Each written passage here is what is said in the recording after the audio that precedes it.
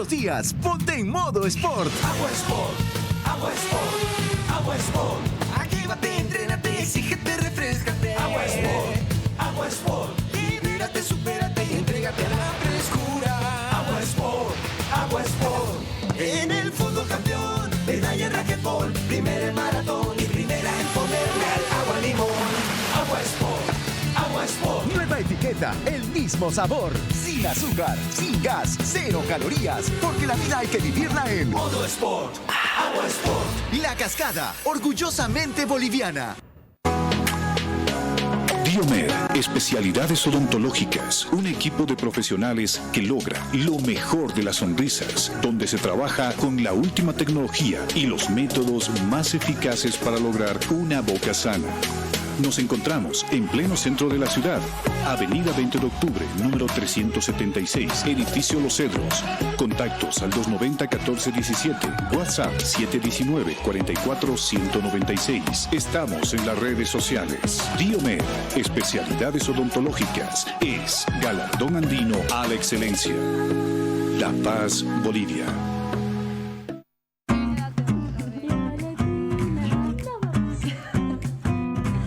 Canciones dedicadas a los que más amas.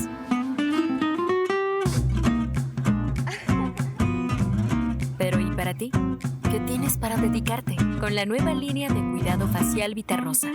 Dedícate una canción diaria y dale a tu piel todo tu amor con un cuidado básico.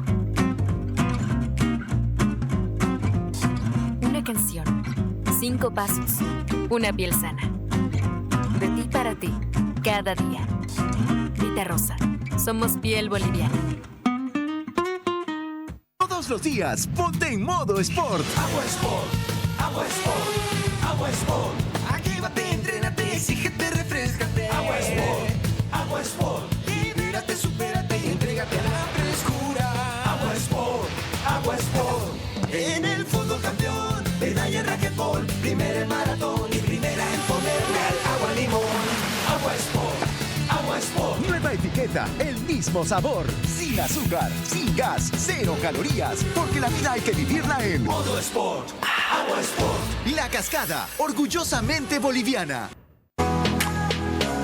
Diomed, especialidades odontológicas, un equipo de profesionales que logra lo mejor de las sonrisas, donde se trabaja con la última tecnología y los métodos más eficaces para lograr una boca sana. Nos encontramos en pleno centro de la ciudad, Avenida 20 de Octubre, número 376, Edificio Los Cedros. Contactos al 290-1417, WhatsApp 719-44-196. Estamos en las redes sociales. Diomed, especialidades odontológicas, es galardón andino a la excelencia. La Paz, Bolivia.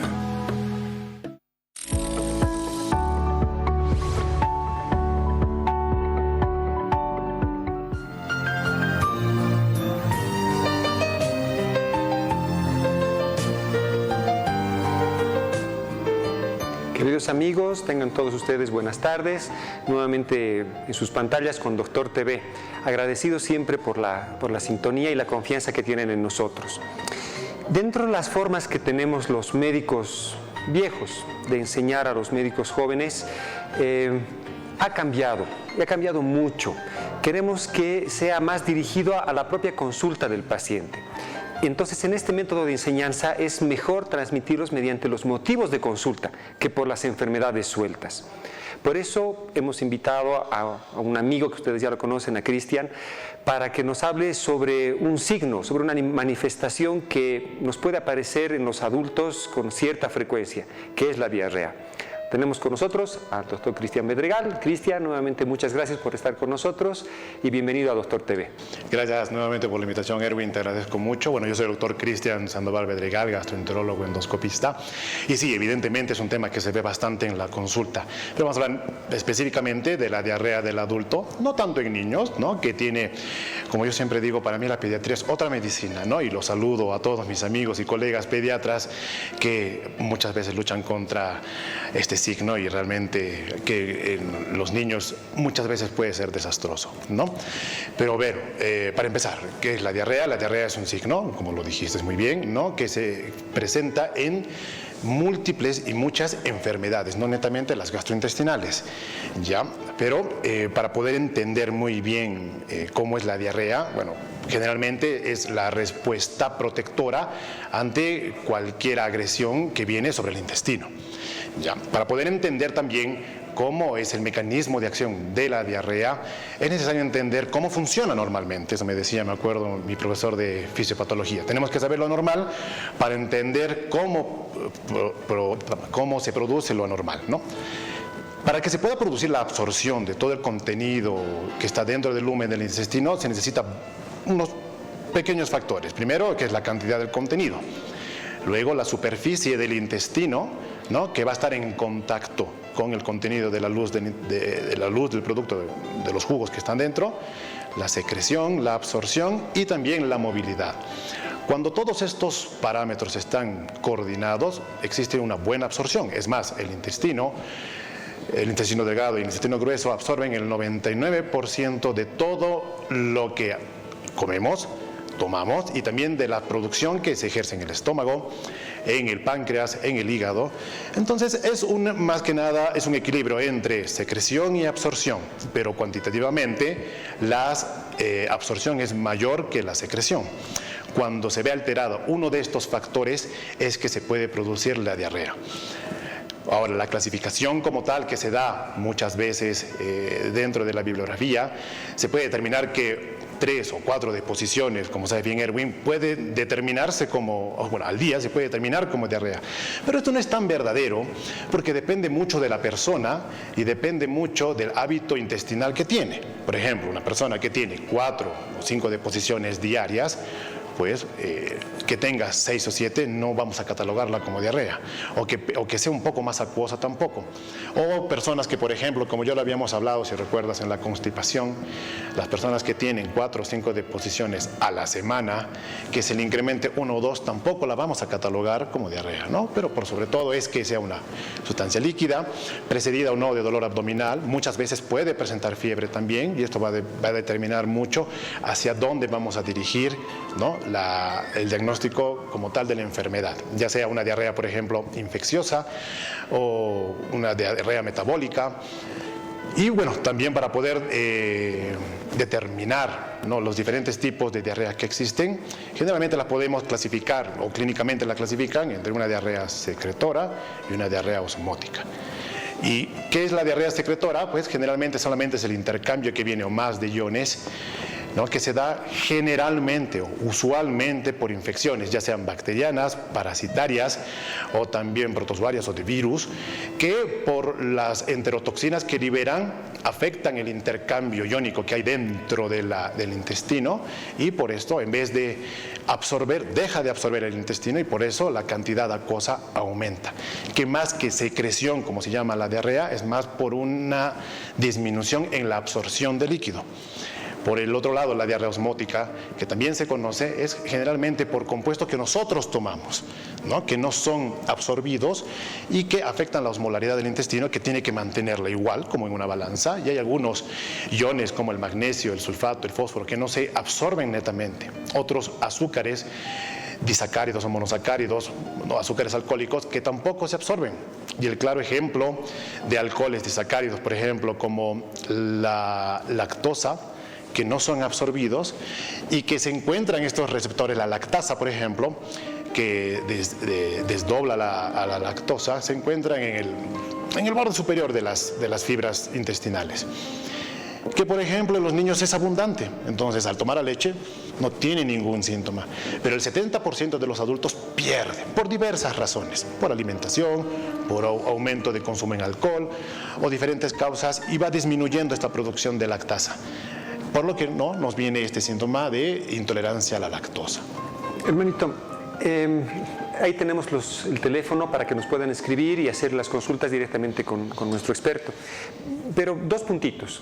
Si las personas tienen diarrea, ¿qué hacer y qué no hacer? al principio, antes de hacer toda la disquisición, que obviamente tenemos que llegar hasta el fondo para hacer un buen tratamiento. ¿Qué les sugieres hacer y qué cosas evitar? Muy bien, lo primero es poder determinar qué tipo de diarrea es, ¿no? Tenemos agudas y tenemos crónicas para poder diferenciarlas. Una diarrea aguda generalmente es infecciosa y generalmente pues se resuelve de 3 a 4 días. Lo primero que se debe hacer es mantenernos hidratados. Por eso en el adulto es mucho más fácil poder tratarla y también no es tan dramática como en niños. ¿Por qué? Porque el adulto mientras tiene diarrea y tiene sed va y se hidrata. En cambio un bebé no puede hidratarse, no puede ir caminar, tengo sed y empieza a tomar, ¿verdad? Llora, presenta fiebre, presenta dolor, pero no puede manifestarlo, solamente el llanto manifiesta. Por eso mi respeto a todos los pediatras, ¿no? Pero en cambio en el adulto vamos socapando, ¿no? Creo que tengo diarrea, bueno, entonces empiezan a tomar más líquidos, ya uno va aprendiendo estas cosas, ¿no? Entonces es la primera arma de defensa, se siente deshidratado, empieza a tomar líquidos. Lo primero que es tratar de evitar la deshidratación, lo primero, y tratar de identificar la causa, que es a lo que vamos a ir.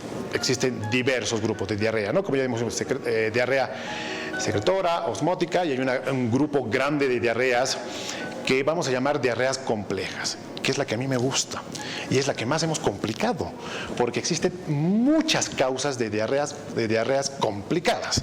Por ejemplo, sistema endocrino, sistema neuronal, incluso vascular, neurohormonal también entra dentro de La complicada es que le han buscado una causa infecciosa, las comunes, gastroenteritis. Y no tienes una causa infecciosa.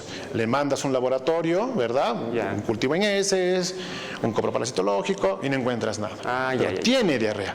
Entonces, igual, fácil diferenciar al principio, como te decía, entre una diarrea osmótica o secretora, es que la osmótica, y eso quería decirlo, le das un ayuno y se va la diarrea, porque no está ingiriendo, ¿no?, lo que causa la diarrea osmótica. En cambio la infecciosa no, va a persistir. Pero en caso de que no encontremos, por ejemplo, ¿no?, en un laboratorio, esto para nuestros colegas en la guardia, ¿no?, le haces un examen y no encuentras una causa aparente de la diarrea, pues llamamos a encontrar dentro del grupo que llamamos diarreas complicadas, que son secundarias a otro tipo de patología, pero que vienen, ¿no?, con este conjunto. ¿Qué opinas? Porque a veces el paciente va y dice, tengo diarrea, ir a la farmacia. Y la licenciada, la profesional en la farmacia dice, aquí tengo para la diarrea streptocarbocaftiazol, pum, y encima dar las dosis. O tengo loperamida, pum, que son antidiarreicos. ¿Qué opinas de eso? Bueno, parte del tratamiento que se da generalmente en nuestros países en este lado del charco, se da un tratamiento, vamos a ponerlo entre comillas, empírico. ¿Por qué? Porque hasta que determines la causa de un cultivo o algo, generalmente dependiendo más que nada, por ejemplo, un paciente que viene del exterior, que tiene diarrea del viajero. Entonces, ¿qué es lo que das? Una loperamida o das un antibiótico, ¿no?, un Nifurat, bueno, y pasa la diarrea. Entonces, generalmente las diarreas en el adulto son autolimitadas, las que son agudas, las que son infecciosas, son bien autolimitadas. ¿Qué es lo que pasa?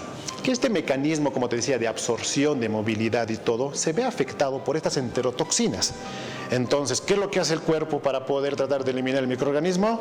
No absorbe y expulsa rápidamente para tratar. Entonces, cortar una diarrea de inicio tampoco es lo adecuado, ¿no? Y claro, tengo un día de diarrea, voy directo a la farmacia, como dice, sí, dame un streptocarbocaftiazol, no hay una loperamida. No, deja que el proceso se va a autolimitar. En caso de que pasen 3, 4 días, pues ya deberíamos empezar a lo mejor un tratamiento antibiótico, pero previamente unas pruebas, ¿no?, para poder determinar la causa real de la diarrea. De entre las causas infecciosas, a ver, yo no quiero dejar pasar esto, porque esto sí me parece muy importante. Muchas veces las manifestaciones de las enfermedades que nosotros creemos de que está mal nuestro cuerpo, realmente son mecanismos fisiológicos del cuerpo para que esté más saludable. Ahorita tenemos el ejemplo de la diarrea cuando tenemos una infección y obviamente lo lógico es que aumente el peristaltismo gastrointestinal y se vacíe. Pero si tomamos cosas o antiespasmódicos, a veces dejamos que las toxinas, las infecciones avancen en el cuerpo. Nos pasa mucho en vía respiratoria. Tengo tos. La tos es un mecanismo de defensa también para que las infecciones no entren a los pulmones. ¿Qué hacemos? Vamos a la farmacia y nos dan jarabes contra la tos o antitusivos que en lugar de beneficiar pueden hacer que el problema, la infección, sea mucho más difícil de tratar. Entonces, con esta salvedad de esta aclaración, vamos a continuar con las consultas. hay muchas infecciones parasitarias que pueden producir diarrea. ¿Cómo puede una persona pensar que sea por parásitos? ¿Hay clínica o necesitamos siempre exámenes de laboratorio para ver si son los parásitos la causa de la diarrea? El problema es que muchas veces los parásitos no nos producen fiebre, salvo cuando ya hay una infección generalmente abundante. Generalmente los virus sí los producen fiebre. Entonces, bueno, tengo dolor abdominal, ¿verdad? Tengo fiebre y tengo diarrea, ¿no? Que entra dentro de la clasificación de una enfermedad diarreica aguda. Ahí sí, no es una enfermedad. ¿Por qué? Porque es un conjunto de signos y síntomas. Claro, ¿no? Pero claro está que ante la diarrea que persiste y pese a que toma antibióticos no le pasa o sigue, ¿no? Sí se le debe tomar, evidentemente, un coprocultivo donde nos va a salir ahí los quistes, los huevitos, ¿no? Immunolepis, diferentes tipos de parásitos, ¿no? Que ahí están saltando y que evidentemente cuando das un tratamiento, ya sea con imitazoles, pues acabamos con los parásitos y también con la diarrea, ¿no? Lo que sí quería hacer hincapié es que tenemos que llegar siempre al origen de, y dentro de estas diarreas complicadas, y te voy a dar una batería de enfermedades, la diabetes, por ejemplo, ¿no? Que también nos produce, los pacientes colecistectomizados, que pasan con periodos de defecación normal y también con periodos de diarreas amarillentas, generalmente por el acúmulo de bilis. Y autolimitados, no necesitamos... Exactamente, autolimitado, pero pacientes a veces que le viene 10 días, 11 días y persiste y persiste. Y más que nada, yo creo que esta charla va indicado, como te digo, que en la consulta se ven pacientes que están 2 semanas con diarrea, han tomado su antibiótico, han tomado streptocarbocaftazol, han tomado su loperamida, han tomado antidiarreico, cualquiera que ellos encuentren, y persiste la diarrea, ¿no? Entonces ya no estamos hablando de una diarrea como así infecciosa o mecánica, sino hay un trasfondo dentro que produce. Y uno de estos es también el estrés. Por ejemplo, las personas que son constantemente nerviosas también, los pacientes que son vagotomizados también producen diarrea. Y en este caso de estrés te cuento sobre un paciente, por ejemplo, vamos a guardar el nombre, que venía y que trabajaba en la empresa de seguros. Entonces constantemente venía y decía, bueno doctor, yo sí es muy estresado mi trabajo, pero tengo unas diarreas constantes, ¿ya? Pero cuando viajo se me normalizan. Entonces, era el estrés del trabajo, de estar en su oficina, ¿no? Que le producía estas diarreas. Entonces, no le puedes dar a este paciente un antibiótico o un antihistamínico porque no le va a funcionar. Hay que quitar la causa en este caso. O este otro paciente que igual venía y vino con su mujer, ¿no? Con su esposa. No, doctor, yo como sano. No, tú dile que comes esto, que lo otro. Le preguntas al paciente, responde la esposa, ¿no? Entonces que le digo, bueno, me espero un ratito afuera. Digo, ¿cómo le va? Doctor, la verdad, donde no tengo diarrea, igual, cuando viajo. En mi casa, siempre que voy, tengo diarrea. Entonces, vemos que la causa de la esposa. Es el, no, le vamos a recetar, bueno, se parece. No, pero evidentemente dar, ¿no? Entender la causa, tratar la causa y vamos a ver cómo va a mejorar evidentemente la En muchos pacientes hemos escuchado de estos ejemplos que nos pones, antes llamado colon irritable, síndrome de intestino irritable. O sea, tengo que dar una conferencia, tengo que dar una charla, voy a tener 3,000 personas en línea o en una aula, que sea un auditorio, y boom, ese rato se me desencadena todos los intestinos, empieza a sonarme todo y me da diarrea. ¿Cómo funciona esto? Disculpa que te sea así puntual sobre eso. Claramente está. Mira, por ejemplo, en la enfermedad de Crohn, por darte un ejemplo, ¿no? Hemos hablado antes de que se necesita una superficie para que se cumplan los criterios de absorción de todo el contenido que está dentro del intestino. Se necesita una superficie, la cantidad de tiempo necesaria para que pueda absorber y la motilidad también necesaria. Pero en la enfermedad de Crohn, la superficie se ve alterada porque se pierde vellosidades. Entonces no hay la superficie necesaria para poder absorber. Entonces no es porque no absorbe, sino que no tienes la cantidad suficiente. Otro ejemplo, en los pacientes que son que tienen resección intestinal, ya sea por cáncer o por alguna otra enfermedad, también sufren de diarrea, pero no infecciosa ni nada, sino entra dentro del complejo que te dije, de diarreas complejas, repetitivo, pero ¿por qué? Porque se ha cortado una gran superficie. Por ejemplo, los pacientes que tienen una movilidad alta, igual, producen diarreas porque no les da el tiempo necesario al intestino de poder absorber. Una movilidad alta. intensa, de peristalsis. ¿no? Entonces, ¿qué les das a ellos? Les das su adecuan, que disminuye el peristalsis y va a absorber. Pacientes con gastritis crónicas, igual. ¿Por qué? Porque hay una hipersecreción de ácido, que esto pasa al intestino, irrita el intestino y no deja que se produzca el intercambio iónico y todo, ¿no? De absorción, secreción. Entonces, lo que más hay, disminución en la absorción y un aumento en la secreción. A ver, tenemos ahí el teléfono, nuevamente hacer la invitación para que nos puedan escribir y podamos hacer las consultas con Cristian. De entre las causas más frecuentes, en medicina tenemos un aforismo: primero pensar en lo más frecuente, después pensar en lo más frecuente y por último pensar en lo más frecuente. ¿Cuáles son las causas más frecuentes en la consulta de la especialidad que se manifieste con diarrea? Generalmente las infecciosas. Las infecciosas. Ese es el número uno, ¿no? Por comer cosas. Intoxicación alimentaria, por ejemplo, también nos da diarrea. Generalmente es eso, ¿no? El hecho de que el paciente vaya a comer la hamburguesita de la esquina, las salchipapas de la esquina. No tengo nada contra las caseras, pero realmente a veces pues nos produce una ligera infección. Entonces, pues es lo que más se ve en la consulta. Secundario a esto, generalmente es ahora y más post-COVID y todo, también el consumo, ¿no? De algunos medicamentos que se ha estado dando. A un principio tú recuerdas que el óxido nitroso y que otras cosas que te empezaban a tomar también producían diarrea. Y la tercera causa es también el consumo alto de antibióticos, ya sea por alguna enfermedad que toman o algún tratamiento que están siguiendo. No olvidemos que la mayoría de las veces los antibióticos nos barre toda la flora microbiana normal, ¿no? Que también nos ayuda al metabolismo y a la absorción, entonces, o barren completamente. Entonces, siempre al tratamiento post-antibiótico deberíamos empezar con un tratamiento, ¿no? Con estos elementos que nos ayudan a que vuelvan a crecer. Esos probióticos, esos probióticos son muy útiles. Son muy útiles post-tratamientos. Cuando yo trato, por ejemplo, Helicobacter pylori, que es un tratamiento de 2 semanas con antibióticos tri asociados generalmente que doy, pues después de eso empieza la etapa de recuperación. Hemos matado al bicho. 2 semanas. 2 semanas. Lo hemos matado, lo hemos liquidado, lo hemos matado la injuria. Perfecto. Ahora viene la etapa de recuperación, de desinflamar esa mucosa gástrica y de tratar de recuperar toda esa flora bacteriana que hemos liquidado al exterminar el Helicobacter pylori. ¿Hay tratamientos para el Helicobacter de 1 mes, 2 meses? Escuchábamos ahí algunos pacientes que hacían tratamientos bastante prolongados. El tratamiento como tal, bueno, depende mucho del tipo de Helicobacter. Sabemos que hay una alta infección con el Helicobacter. De por sí, los últimos congresos en los que he asistido, tanto en Argentina como en Brasil, se indica que tendría que ser siempre triasociado, no biasociado, antibiótico y su IVP. Ahora, cambiaría evidentemente algunos de los antibióticos en el caso de que exista resistencia ante continuas infecciones. Hasta llegamos al caso de hacer cultivos de las muestras que hacemos de las biopsias gástricas para poder determinar cuál es el antibiótico más sensible para el Helicobacter y así poder exterminarlo por completo. Generalmente es 14 días, ¿no? De 10 a 14 días, yo les doy 14 días y luego viene el tratamiento de recuperación. Pasamos por favor a las consultas. Gracias por escribirnos. La primera pregunta es, doctor, ¿cómo ayudar a un adulto mayor de 80 años que constantemente le da diarrea y él era estreñido y cuando se le pasa la diarrea se estriñe? Él dice que le duele y el dolor es insoportable. ¿Qué consejos nos daría para ayudarle? Por favor, doctor, muchas gracias. Doctores, nuestro buen Dios los bendiga.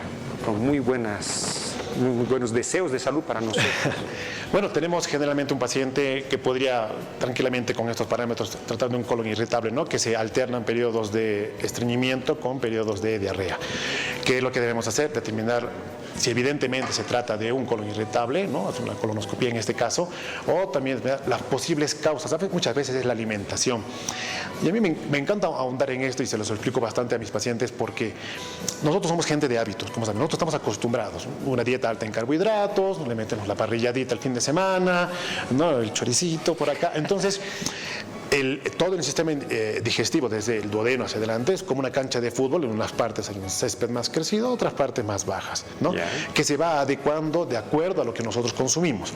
No olvidemos que en Europa, por ejemplo, tienen otro tipo de dieta, otro tipo de alimentos también, y ellos están adecuados también, ¿no? A cada uno a su región. Entonces, cuando nosotros, por ejemplo, viajamos al exterior y nos vamos, por ejemplo, nos vamos a Medio Oriente y empezamos a comer toda su comida. Vos vas a Medio Oriente, los demás nos quedamos por aquí nomás. para poder determinar de que consumimos algo que es lo más saludable, pero nuestro intestino y toda nuestra mucosa no está acostumbrada, ¿verdad? ¿Y cuál va a ser su mecanismo de defensa? No porque sea una comida mala, sino porque no está acostumbrada, va a ser la diarrea. Y es lo que generalmente pasa con los extranjeros que también vienen acá.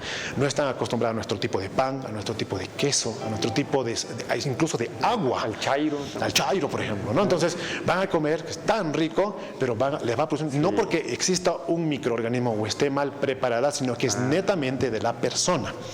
Okay. ¿Ya? Algo que también quería hacer comentario, en esta batería de diarreas complejas entra también la goma de mascar, el chicle. ¿Por qué? Porque tiene sorbitol, que es un azúcar que no se absorbe. Ya. Entonces, sí me ha tocado ver paciente que dentro de la anamnesis, cuando ya no encuentras la razón de la diarrea, tu anamnesis tiene que ser exhaustiva y lo más profunda posible. Entonces, hasta que un día me doy cuenta de que cada vez que venía a consulta, estaba así. Le digo, ¿masticas chicle con frecuencia? Sí, doctor, me acabo 2 paquetes diarios. ¿Por qué? Porque tenía a lo mejor algo dental, le producía mal olor de boca. Otro paciente tenía, por ejemplo, ya que es tu rama, sinusitis. Igual masticaba una sinusitis crónica y tenía mal aliento y masticaba chicle. Entra al consultorio sin mascar chicle y no te das cuenta. Claro, no, pero hasta que un día lo veo realmente, digo, mastica chicle. Sí, doctor, 2 paquetes diarios. Entonces, esto nos produce también diarrea porque es un azúcar que no se absorbe. Entonces, me produce una diarrea osmótica como tal, ¿no? Entonces, importante poder determinar y hacer una anamnesis profunda para encontrar el punto. Ahorita dijiste la diarrea del viajerito. ¿Qué sé yo? Ahorita un televidente está ahí en su casa y dice, he recibido por intercambio a un alumno de la universidad, mi hijo se está yendo y le da diarrea.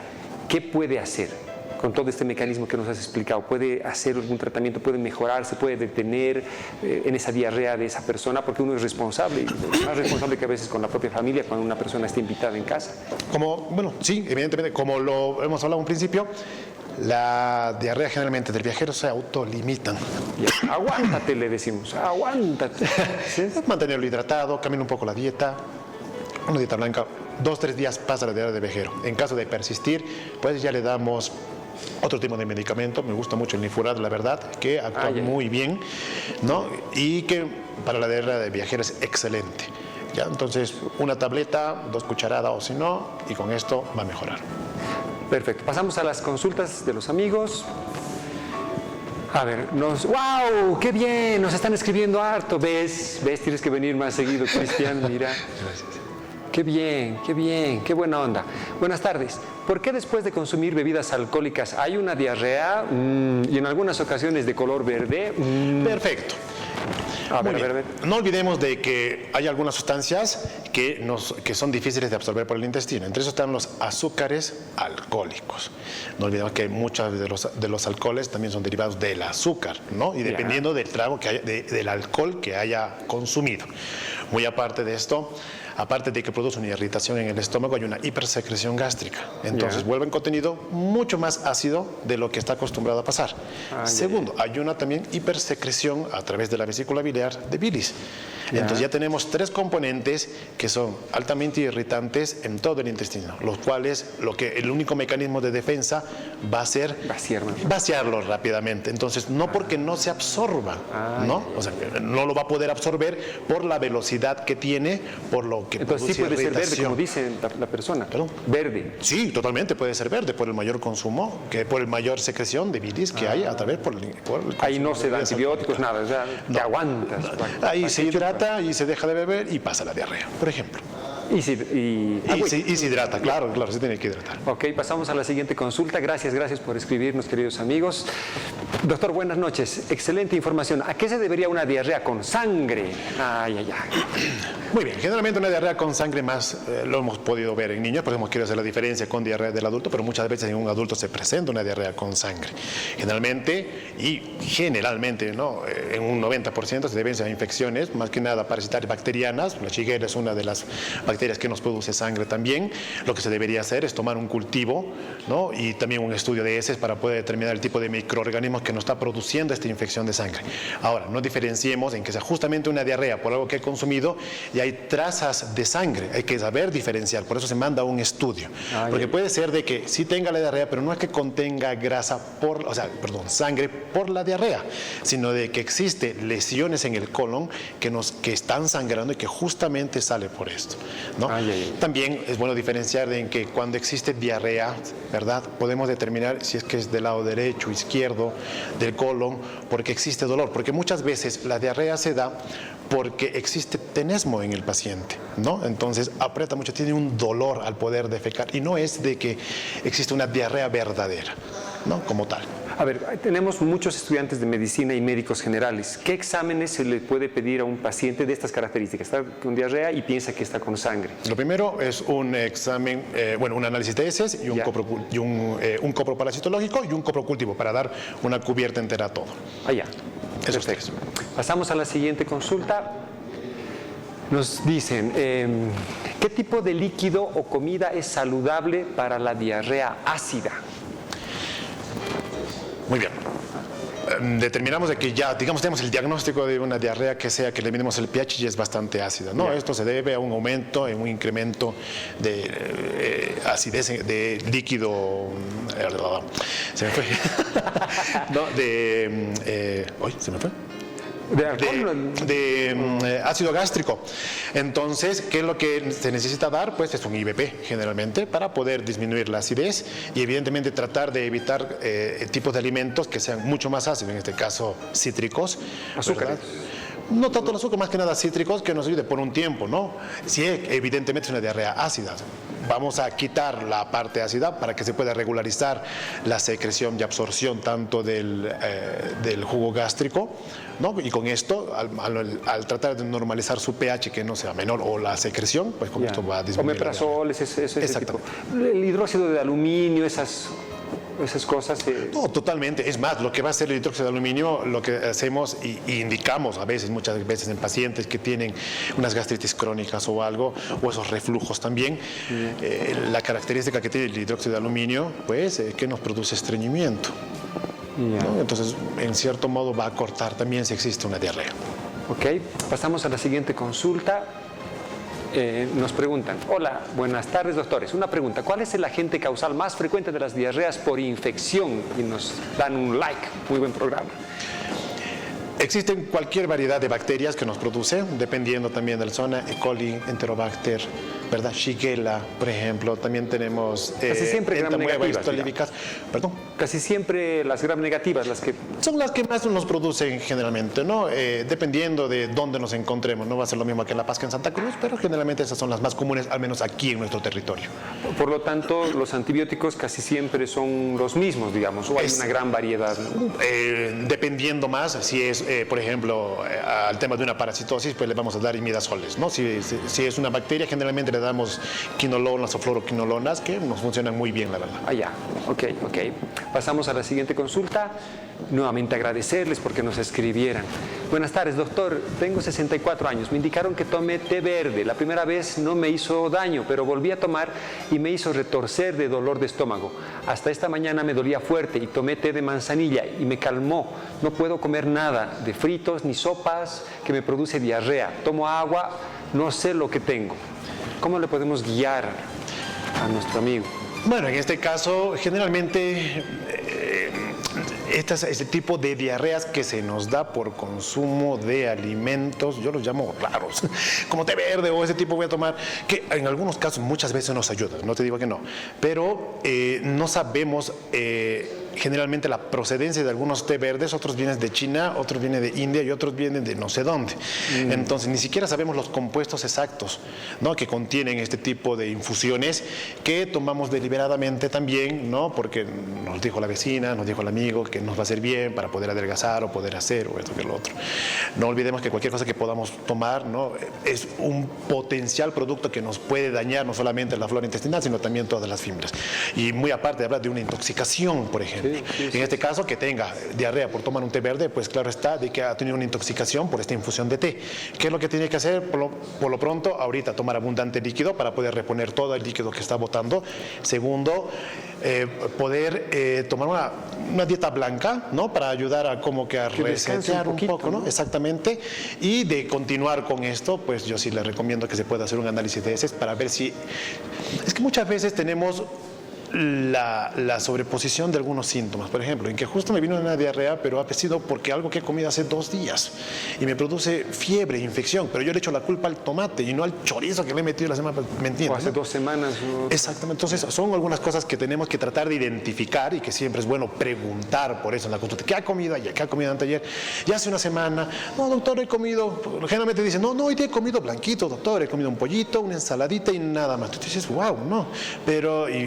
ahí viene el acompañante que dice, pero sí, doctor, hace 3 semanas una borrachera total, ya ha comido, entonces, bueno, entonces ya tenemos, ¿no?, más luces sobre cómo debemos actuar. Y eso también nos da pie para pensar, no porque sea natural o sea una semilla o una infusión, significa que sea bueno. Hay plantas que son muy tóxicas para el hígado, para el resto del cuerpo. Andrés Guaya, por ejemplo, hay gente que ha fallecido por hemorragias por estas infusiones. Han habido señoritas que han dicho, sí, pero me compro estas semillas de no sé qué cosa de la India y voy a bajar de peso, y se van en deshidratación, se van en diarreas y demás. O sea, hay que tener mucho cuidado. El consejo, no porque parezca natural o sea una planta, significa que sea bueno para la salud. También nos puede dañar. Pasaremos a la siguiente consulta, por favor. A ver, nos dicen, buenas tardes, me hicieron tratamiento con antibiótico para el Helicobacter pylori, está súper fuerte. Es en una primera instancia, pero después de un tiempo me volvió el Helicobacter, y cuando iniciaron el tratamiento por segunda vez me dio intoxicación por el antibiótico y me volví amarilla unos días y tuvieron que suspender el tratamiento. Por tanto, hasta el día de hoy solo cuido lo que como, pero vivo con el Helicobacter. ¿No hay peligro? Ahora sí te quiero ver.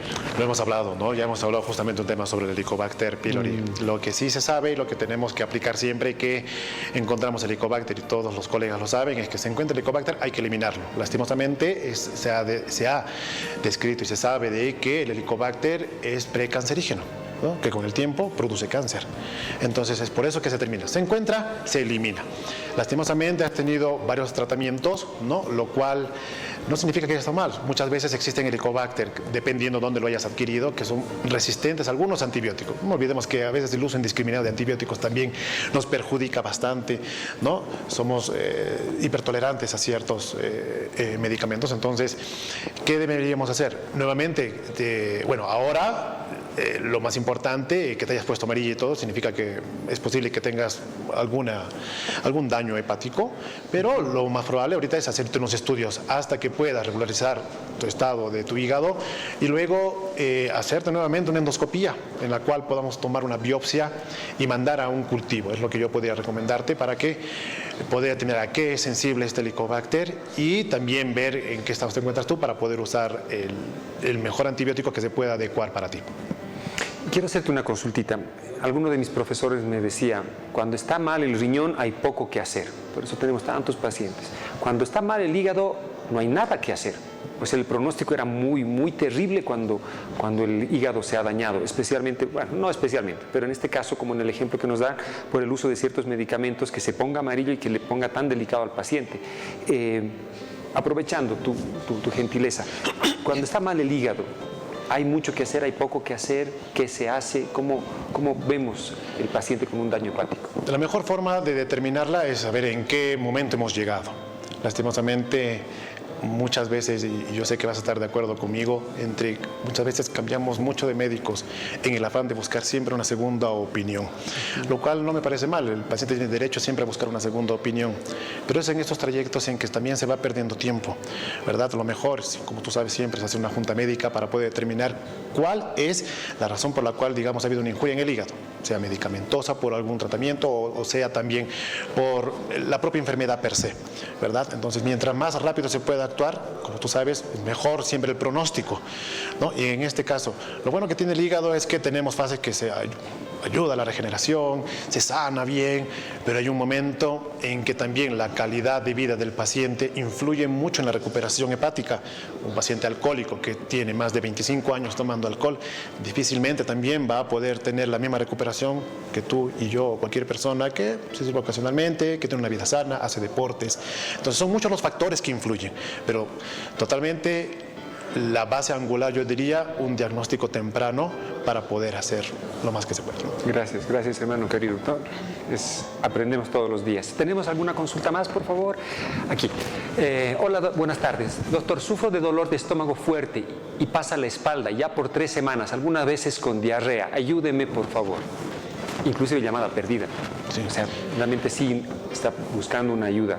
Bueno, la signosintomatología que nos dice la persona claramente no solamente parece que se aboca a un tema meramente digestivo, ¿no? Tú sabes muy bien en semiología el hecho de un dolor que se irradia de la espalda también nos podría dar síntomas de pancreatitis, por ejemplo, o una coledocolitiasis también es posible. Lo que te puedo recomendar ahora es que te puedas hacer una ecografía hepatobiliopancreática para poder descartar algún tipo y algunos laboratorios para poder ver amilasa, lipasa para páncreas y un perfil hepático. Con esto vamos a tener cubierto al menos páncreas e hígado y poder determinar qué es lo que te podría estar pasando.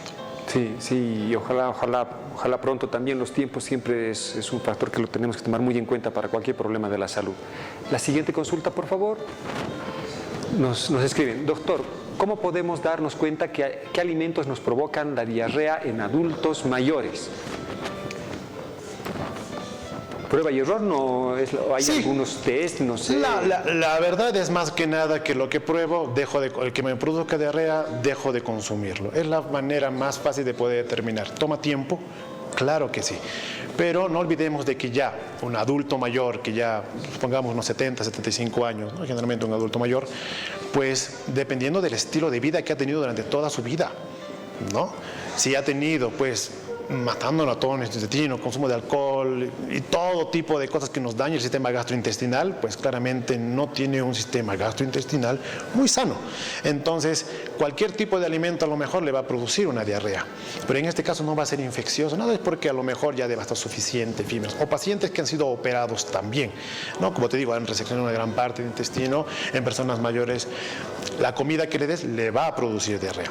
Entonces, si en este caso hablamos de una persona, un adulto mayor sano, que ha tenido una enfermedad como cualquier otra persona y ha tenido una vida también, entre comillas, digamos, normal, pues vamos dándole diferentes tipos de alimentos, diferentes tipos de marcas también. Lastimosamente, ahora que está todo industrializado, tiene muchos conservantes que las personas mayores no están acostumbradas a poder, no tanto como un niño ahora que, como ya le estamos dando desde pequeños, pues va creando, el cuerpo se acostumbra y cambia para poder adaptarse a las diferentes cosas que vamos consumiendo desde pequeño, cosa que nuestros abuelos no lo hacían, comían todo natural, ¿verdad? Entonces, muchas de estas comidas les hace daño, entonces no intentemos darle una hamburguesa de cierta marca con B larga, ¿no?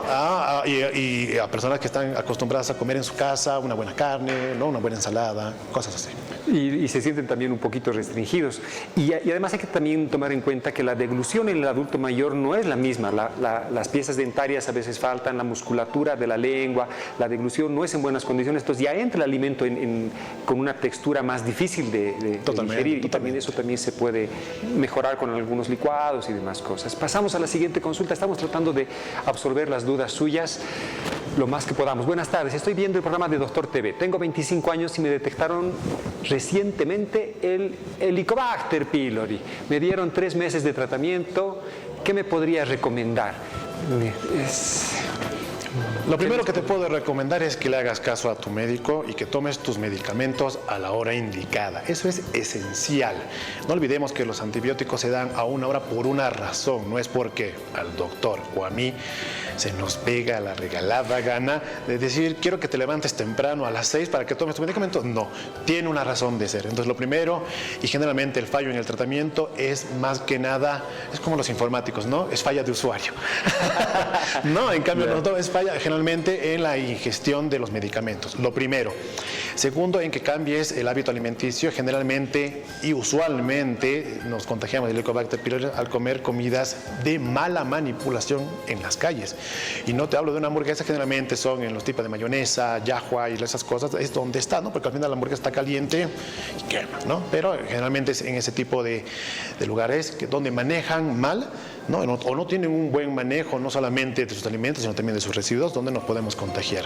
Eso principalmente, que hagas caso y que sigas las indicaciones que te ha dado, en este caso, tu médico, con respecto a las alimentaciones y respecto también al cuidado que debes tener. Pero muchas personas se frustran. Yo conozco amigos, inclusive fuera de los pacientes, que dicen, ya voy por mi tercera vez y me siguen detectando el Helicobacter y me cuido, hermano, quiero de verdad, no como fuera de mi casa, estoy controlando y demás, pero ya estoy hasta aquí. O sea, es tan frecuente contagiarse del Helicobacter. Sí, lastimosamente, sí, ¿no?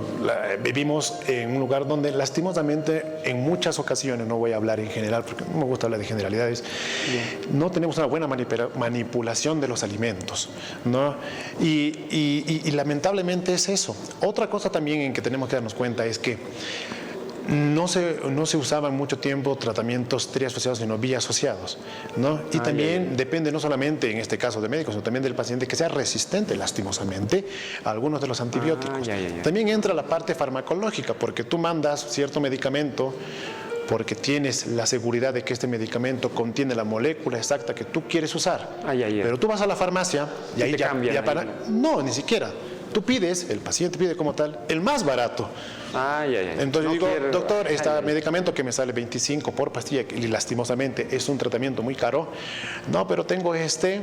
De 2.50. De procedencia hindú, China, no sé, que me cuesta $1. Entonces, evidentemente también influyen, todos estos factores influyen a que no se pueda dar un buen tratamiento para eliminar esta bacteria. Ok, pasamos por favor a la siguiente consulta suya.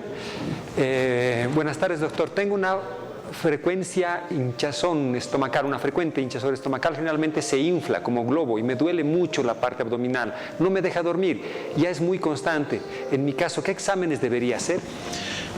Bueno, en este caso lo que deberíamos hacer primeramente es, yo te recomendaría hacerte una ecografía, ¿no? Un rastreo abdominal, y muy fuera de esto que puedas visitar al especialista para que pueda determinar o poder disipar algunas otras dudas que puedas tener. Lastimosamente tus síntomas son muy globales, o sea, tenemos más de 25 enfermedades que nos podría dar los síntomas que tú nos dices. Entonces, sí, nos ayudaría y acortaría el tiempo en este caso que te puedas hacer una ecografía para poder ya tachar la mitad de posibles diagnósticos que puedas tener, y ya en la consulta el profesional te va a poder determinar y más o menos guiarlo hacia lo más posible. ¿Posible que se te tenga que hacer una endoscopía? Posiblemente, pero eso ya lo dejo al criterio del profesional. ¿Es frecuente hacer endoscopias en estos casos? Sí, también, al no determinar una causa probable, ¿no? Pasamos a la siguiente consulta. Gracias siempre por escribirnos, queridos amigos. Buenas noches, felicitaciones por la teleeducación. Mi consulta es que tengo gastritis y ¿qué debo evitar? ¿Qué debo evitar consumir? Y mi vicio es la yahua. ¿Es problemático? Es re problemático y tienes, ¿sí? Yo pensé que ibas a decir que estaba bien la yahuita. No, el problema es que la capsaicina que se encuentra en todo, en este caso el yahua que tiene ají, que tiene capsaicina, nos produce una hipersecreción gástrica. Entonces, si tiene una gastritis, nos va a ayudar a que pueda todavía segregar mucho más. Ahora, no olvidemos de que la gastritis de por sí, como todo en el cuerpo, sana, pero tenemos algo que nos está produciendo esta gastritis también. Entonces, la gastritis la pongamos también como la diarrea. ¿Puedes tratar o paliar la gastritis? Claro, vas a tomar un IBP, un omeprazol, un lansoprazol, un pantoprazol y va a sanar, pero no estás tratando la verdadera causa de la gastritis. Y si le sigue echando yahuita, tampoco está ayudando mucho. Tampoco. No hay una yahuita menos molestosa que otra yahuita. Pero es que la yahua que no pica no es yahua. Pues sí, ¿no es? Sí, de verdad. Sí. Pasamos a la siguiente consulta. Nos dicen, buenas tardes, doctor. En cuanto a los niños, mi sobrino tiene 5 años y sufre de estreñimiento. Hace sus necesidades cada 2 o 3 días. ¿Cómo podemos ayudarle, aparte de la alimentación? ¿Tienes que responder? No, sí, claro, por eso le digo todos mis respetos a mis amigos y colegas pediatras, porque realmente... Es un mundo, ¿no? Es totalmente un mundo nuevo. Para mí la pediatría, los dos extremos, y la geriatría igual es otro mundo. Sí. No, yo los respeto bastante a los pediatras, porque lastimosamente el niño no manifiesta, no te puede decir qué exactamente, dónde me duele, nada, es solamente un llanto y bueno, hay que tener vocación generalmente, creo yo, para poder ser pediatra. ¿Qué le sugerimos? ¿Qué le sugerimos? Bueno, primeramente ver qué alimentos, lo más posible, ahorita en niños, en su edad, si es que no se trata de una infección o algo, qué alimentos son los que le están produciendo esta infección. Yo que le daría, a lo mejor ha habido un cambio de leche, generalmente que pasa con las mamás, ¿no? Hay un cambio de leche, esto es un poco más económico, le he cambiado esta justo y viene y se estriñe, o algunas veces le da diarrea. Entonces, más que nada, poder verificar que esté esto, que siempre esté, o no se esté metiendo también la mano en la boca, ingiriendo algunas cosas que también pueden producir estreñimiento. Y bueno, más que nada, yo siempre te voy a recomendar de que puedas ir donde un colega pediatra para que te pueda ayudar mucho más en esto. Perfecto. Pasamos a la siguiente consulta. A ver, nos dicen, buenas tardes. Qué excelente programa, gracias, gracias. Una pregunta, ¿cuáles son los signos de alarma ante una diarrea presente en un bebé de que ya está con alimentación complementaria? Muchas gracias. ¿Qué peligros tenemos en la diarrea de los pacientes tan jovencitos? Por sobre todo la deshidratación. Es lo importante, ¿no? Un paciente, o sea, un niño, un bebé no se puede deshidratar, ¿no?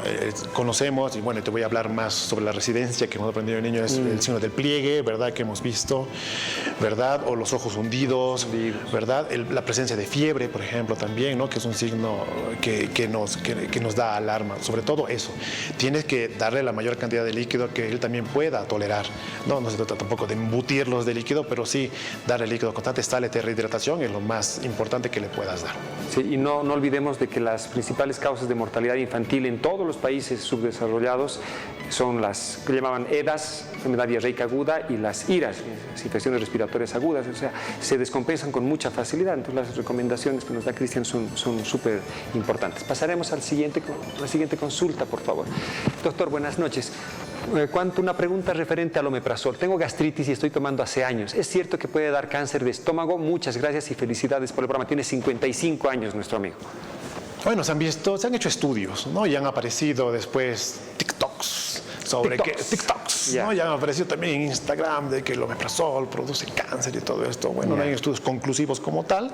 Sí he leído un par de algunos estudios tanto en España como en Reino Unido que han hablado justamente sobre el omeprazol a mayor de 20 años, pero no hay un estudio, como digo, conclusivo que no digan, sí, paciente que ha tomado omeprazol 30 años ha aparecido cáncer. Sí aparece una poliposis, es más, hay poliposis por consumo excesivo de IBPs, pero eso también es un tema que tenemos que hablar, que lo hemos hablado también justamente cuando hemos hablado sobre IBPs. Una conferencia muy linda de omeprazol, de IBPs nos has dado. Es necesario encontrar la causa y la razón por la cual tomas un IBP, ¿no? Yo me encuentro, doctor, yo tomo todo el tiempo que tengo gastritis y toda mi vida tengo gastritis. Bueno, o sea, si ya tomas 20 años, capaz ya no tengas gastritis, ¿no? Pero hay que determinar por qué. Entonces, es más también un tema psicológico, ¿no? Me gustaría a la persona que nos ha consultado que busque en el YouTube, en los videos que tenemos anteriormente, la conferencia que nos dio sobre IBPs para que absorba algunas dudas al respecto. Pasaremos a una pregunta más, creo que alcanzamos una más. Doctor, muy buenas tardes. Una consulta. ¿Qué se puede hacer? Mi esposa tiene estreñimiento, no entra a realizar sus necesidades cada 2 a 3 días. Ahora mi hija de 11 años está también teniendo el mismo problema. Por favor, su consejo. ¿Qué aconsejamos a las pacientes? También hemos tenido una charla, si te acuerdas, sobre estreñimiento. Y los parámetros para poder determinar estreñimientos es que si todo el tiempo, desde que se conocieron o desde antes, tenía esta frecuencia de deposiciones. No olvidemos que para poder determinar como estreñimiento, o sea, como tal, es una persona que presenta de 3 a 4 deposiciones en 2 semanas. O sea, imagínate que si una persona presenta 5 o 6 en 2 semanas, todavía se cataloga dentro de lo normal. Solamente que tiene, ¿no? Un hábito bastante lento, pero no es raro. Ahora, si ella era una persona que tenía un tránsito intestinal frecuente, digamos 2 a 3 entradas al baño por día y ahora presenta 2 a 3 cada semana, pues claramente está estreñida. ¿Qué te recomiendo ahora? Bueno, te indicaría que me visites, es más, no te voy a cobrar la consulta, para que podamos determinar cuál es la causa de este estreñimiento, si es que podemos llamarlo así, y poder determinar primeramente, las primeras causas de estreñimiento son el bajo consumo de agua primeramente, segundo, los alimentos que estés ingiriendo, ¿no? Eso es lo primero que podemos determinar. Pero bueno, escucharon que él se comprometió a hacer la consulta. ¿Dónde te pueden encontrar todas las personas que nos han escrito y que tienen confianza en tu conocimiento? Mira, yo me encuentro en San Miguel, en el edificio TC Center, en el piso 4, oficina 4. Esto está en la calle Gabriel René Moreno. El número de contacto es el 765-59357, en el cual pueden hacer sus reservas a ese teléfono a través del WhatsApp. O también me pueden encontrar en Facebook como Dr. Cristian Sandoval Bedregal. Igual pueden hacer su cita a través de Facebook, reservan su cita y si está disponible, pues le va a aparecer, o si no, se lo va a poner a otro día. Tecnológico. Queridos amigos, agradecerles su confianza, las preguntas, tanta gente que nos ha escrito, realmente nos alegra mucho poderles ayudar en todo lo que podamos con nuestros invitados. Gracias a ellos por confiar en el programa y transmitir lo mucho que saben. Espero que nos veamos pronto y visítenos en YouTube. Hasta luego.